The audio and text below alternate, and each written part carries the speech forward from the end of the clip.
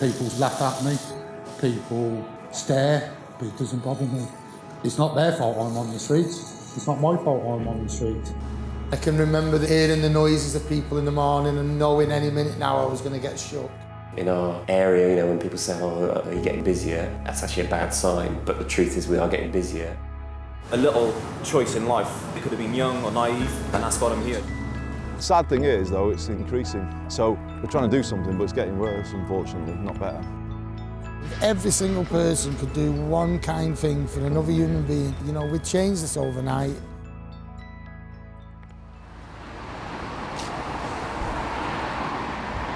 So this is Eric. Eric, come on. Named after Eric Cantona, and this is our shop, like our shop mascot. Eric comes out cutting hair as well. Right, Eric.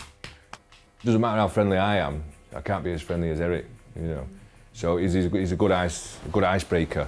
He looks like an Eric, doesn't he? Right, Eric. It's a family trade. I've got two brothers who are barbers. So my eldest brother taught me after leaving the army. A skull fade is a haircut. It's right down to the skull. So fades are our thing, you know. It's the short graduation as the hair changes colour as it graduates. That's a fade, and that's what we specialise in. So skull fades. So the Skullfades Foundation is very new, and it started from just going into town and helping some blokes out, giving them a haircut, taking them some food, sleeping bags, gloves, hats, anything that a homeless person can use to get them through the winter. Now it's off the ground and it's up and running. So we've got big plans. Some of the guys on the street haven't had any human contact for a long time. Not any positive human contact, you know. We met a guy who'd lost everybody in his family. His entire family died, which is just tragic. And then young lads out drinking in town just thought it was a good idea to pour beer over him while he was sleeping in his sleeping bag. So when that's the kind of contact with people you're used to, and then somebody just gives you some really positive contact, you know, cuts your hair and looks after you, and you know, we can't take the hairdryers on the street, so we take a towel and we towel dry the hair. So that's really quite a nice feeling, and it's quite a nice bit of human contact. So they just look really at peace at that moment. So it's really a nice thing.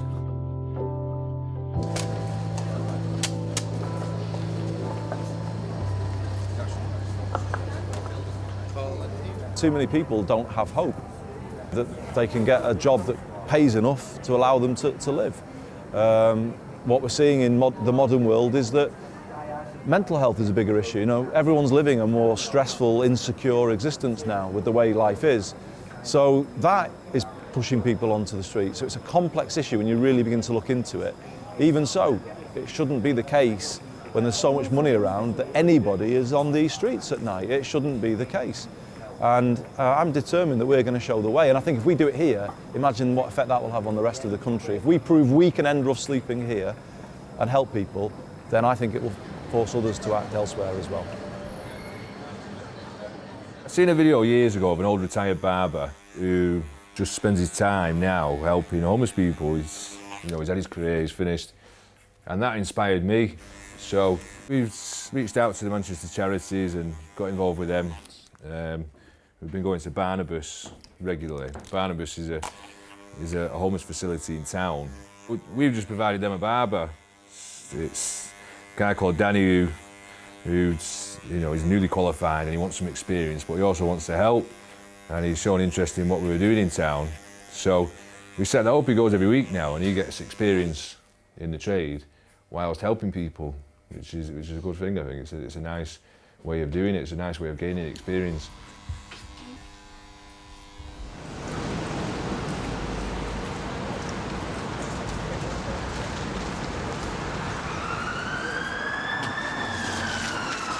So here we are at Barnabas in the city centre of Manchester. This is our building that we've been serving the homeless and the vulnerable in the city for 25 years.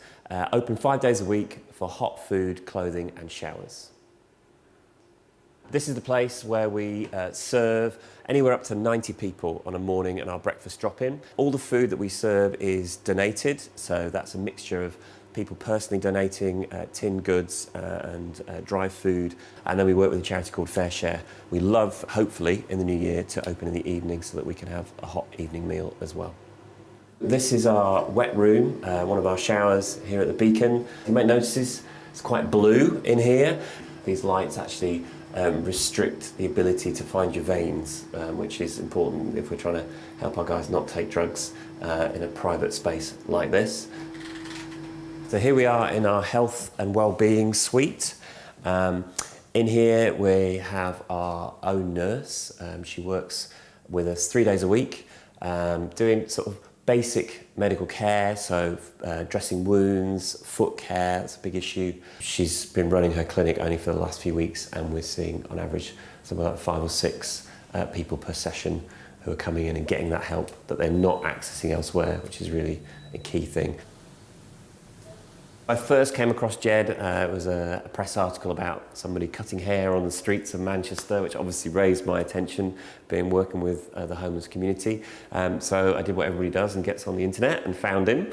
The first time he came in, everybody who went came back a different person. They were buzzing, having met him, and more than just a haircut. You know, it was a real self-esteem boost, and they came out absolutely buzzing from that. And Jed's an inspirational character, as we know, and he was inspiring some of our guys and talking to me about wanting to train people to have the skills, and that's something we're really passionate about. So yeah, within a few weeks we'd identified somebody who he could train, so we're really hopeful that he's going to be the first person that Jed trains, having been on the streets, not having those skill set, to being somebody who could cut hair. So we've got a guy now which I'm excited about. He's an ex-serviceman, so I'm ex-army as well, so we've got that in common. And he's been up and down in his life, you know, he's dealt with some serious stuff, and he's just got off the street into supported accommodation. So it's an exciting time for him, and you know, we've given him an opportunity now to learn. Why not have a barbershop full of guys who are ex-street homeless? I think if people want to change and they want to do something good, they should be allowed to, there should be opportunity there for them.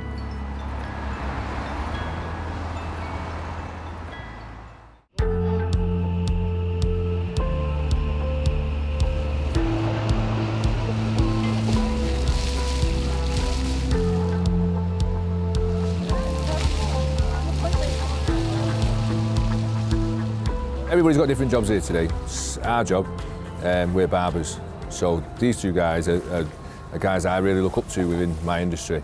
The absolute top of the game. So Ian Hoyos has come all the way from London and he's brought his barbers. And Tarek Howes, he's brought his lads as well. And you know, along with my shop and my lads, we've looked after a lot of people. So we give them haircuts and whatever they want, whatever services we can provide for them. It's just a way of giving back and helping people out, you know. Like I say, that's what it's really about, it's helping out. Like, see, today we're cutting hair, but we're like a small part of it. There's also lads that are putting out food.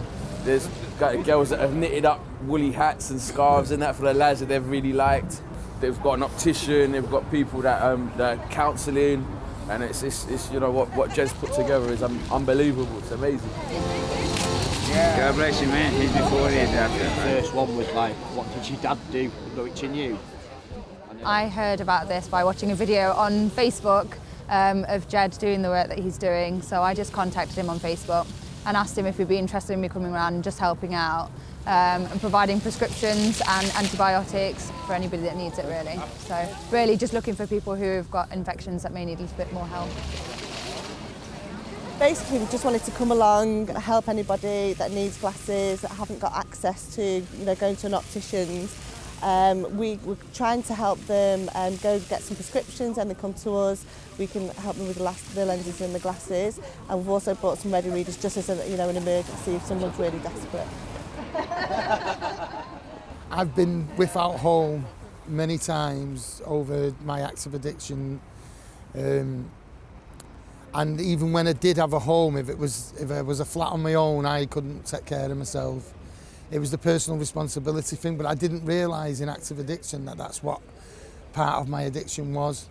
And I see it now in my professional life, the amount of people who's come from armed forces, the people who's come from prisons, who's come from places where they've had their lives taken care of almost, so then having to fend for themselves has been a really, really tough transition. When we was walking through today, I seen a guy in a sleeping bag in a doorway, and I can remember curling myself up in a doorway, and I can remember hearing the noises of people in the morning and knowing any minute now I was going to get shook and told to move on or told to get up, and I used to hate that. I'm always awake by 4:15 in the morning. Then I'll get up, walk to the spa, get a cup of coffee, walk back, drink it, and just lie there. I'm dead fortunate in that, not only, you know, getting opportunities like today to come out into Manchester and be able to, you know, just try and be somebody for somebody to talk to, or somebody to actually go, do you know what, he sounds a bit like I was, you know, or I could be, you know, his story kind of reflects where I'm at now, and just be able to give somebody some hope. That's what I've learned, that's the most important thing. Be able to talk to people, find out a bit of a story, get someone to open up. That's the hardest thing. People, especially with homeless people walk past, and then sometimes when you actually stop off to talk to people on the street, they can't believe that you want to talk to them. It takes them a little bit of time before you actually get a little, sometimes even eye contact. They will look down at the floor and answer you, and it touches you. So that's more than that. For me, I think that's one of the best things to do. People laugh at me, people stare, but it doesn't bother me. It's not their fault I'm on the street. It's not my fault I'm on the street. It just happened. I'm not dirty. I clean my teeth. I prove it.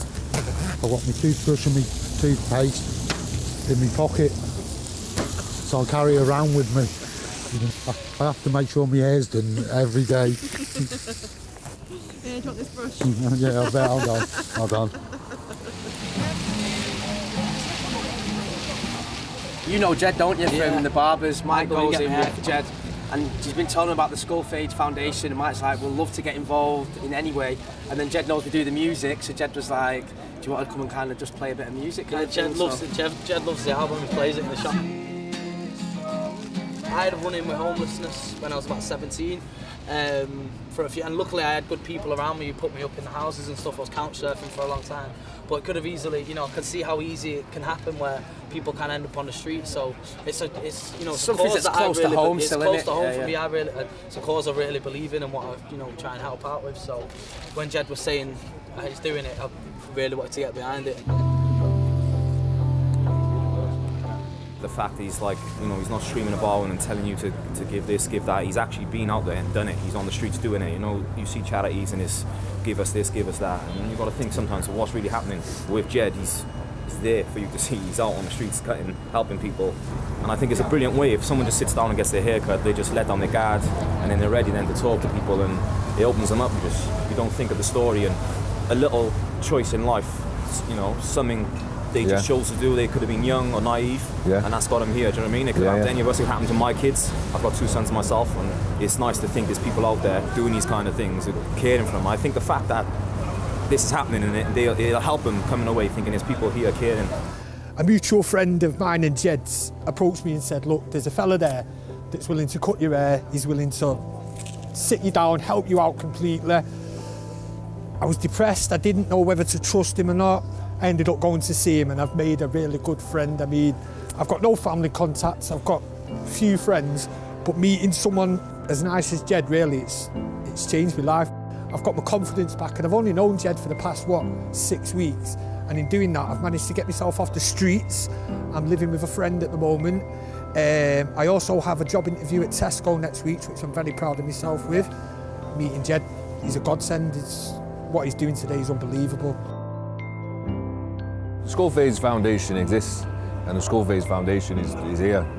I hate to say it, but as we get more money, then my plan is for barbers can apply to the foundation in their area, and they can apply for money for gazebos and tables and set this up in their area and just spread it, and that's going to be an amazing thing.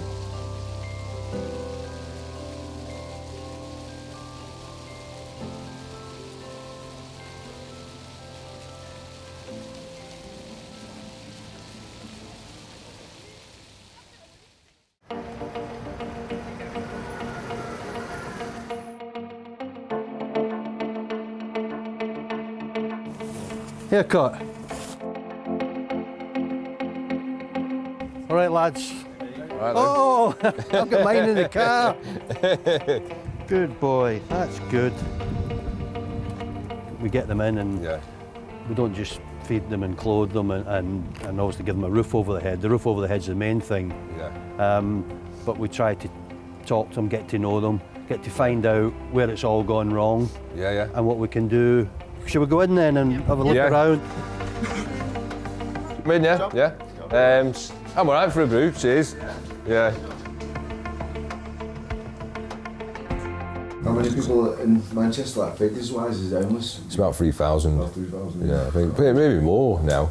I remember watching a documentary once, you were saying people are only 2 wage slips away from being homeless. Yeah. You miss 2 months' pay or whatever, and anybody could end up where this predicament. You know what I mean? Yeah, you know, we saw a couple last month that was 2 nights on the street.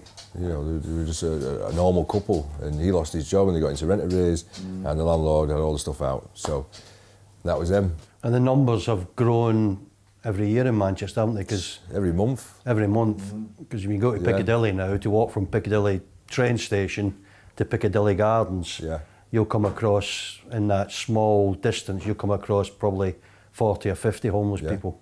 Yeah. It's going up all the time. So there's a big homeless community in Manchester. It's what we do our bit, but the problem's so big, it's overwhelming at times because you can only do so much. There's only so much you can do, of course. Well, there's a way of describing what we do that my mate told me through this story. So he said there's a guy walking down the beach and there's hundreds and hundreds of starfish on the beach that have been washed up. And he's walking on the beach and he's picking the starfish up and he's throwing it back in the water, save the starfish. Picking it up, throwing it back in the water. Going right along the beach and he meets a guy and the guy says to him, "What are you doing?" And he says, "Well, I'm saving the starfish." And he says, "Look, there's hundreds, you're not going to make any difference." And he picks another one up and he says, "I'll make a difference to that one, won't I?" And throws that back in. So that's pretty much what we do. You know, we just do what we can where we can. You know, and I've worked hard over the last 2 years to build a relationship with the homeless community, and it's a tough nut to crack. You know, all these people who have had such tough lives. You know, there's trust issues everywhere. So everybody wants to come out on street cuts, and you know, Jeremy Kyle asked me. Yeah, can he come out? But yeah. You've been on there, as you say. Hey, our man's been on there. YouTube, you can see it. Yeah. I think he's the only person who's ever got the better of Jeremy Kyle.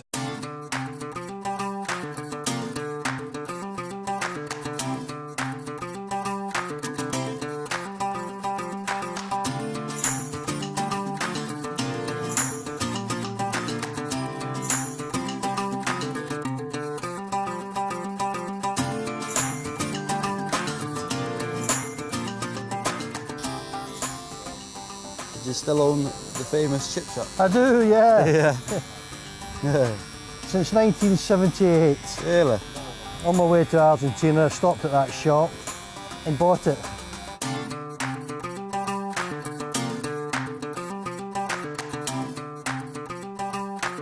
There we go.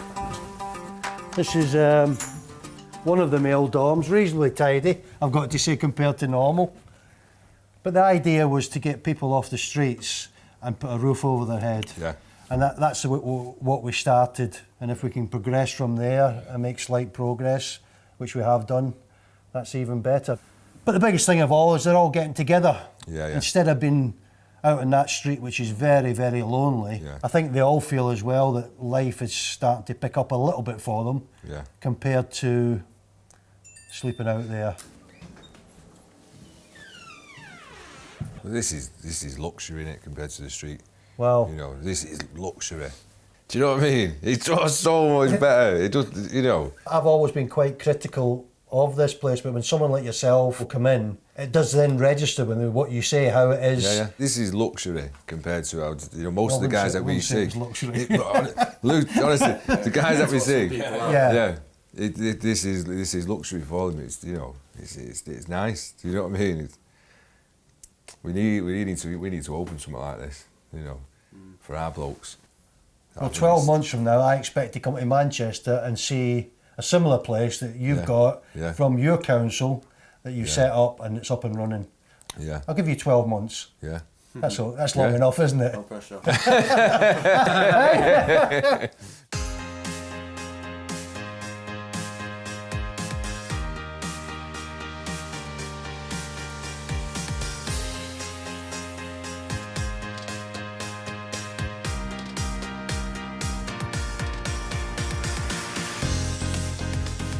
I think in this day and age it should be possible to put a roof over every head every night of the week.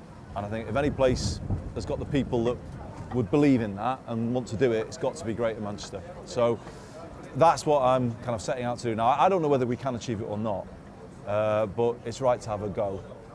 The sad thing is, you know, the safety net's not there anymore, is it, in the way that it used to be? People are falling through it, obviously. We see that all over the doorways of the city centre, but also in the smaller towns of Greater Manchester. And you can't just, people here don't want just to walk on by. So the idea is that if we all pull together, me at my level, but then all of the public bodies and then all of the people who are working, we can probably turn it around. And I'm confident that we will.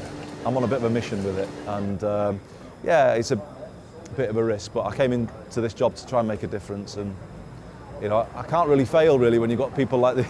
When you've got people like this, you know, how can you fail? You know, when you've got people with hearts as big as this doing what they're doing. I'm blown away really, to be honest. They're giving back, but kind of almost more than giving back, because it's more personal than that, isn't it? Honestly, I'm blown away. You got to meet Evo. Evo was living in a tent for 2 years, and then now he's got a flat, we've got him jobs and stuff, but he says he's got no family. We're his family. Love it, honestly. I love it. I love it. I love it. Knowing that someone cares for me when I didn't think anyone did, and just the stuff he's done for me, he's unbelievable, he really is. If every single person could do one kind thing for another human being, you know, we'd change this overnight, you know, and the world would be a better place to live. You should be proud of yourself, mate. Yeah. I'm definitely proud of him. The hardest thing is pulling people together, and he's done it greatly. You know, they could be running their shop today, earning money and looking after themselves, but instead they're here doing this. I hope it means that they can see that you know, there are people that do care about them. I'm hoping it'll give them a bit of hope and maybe some inspiration and provide some channels for them to help themselves.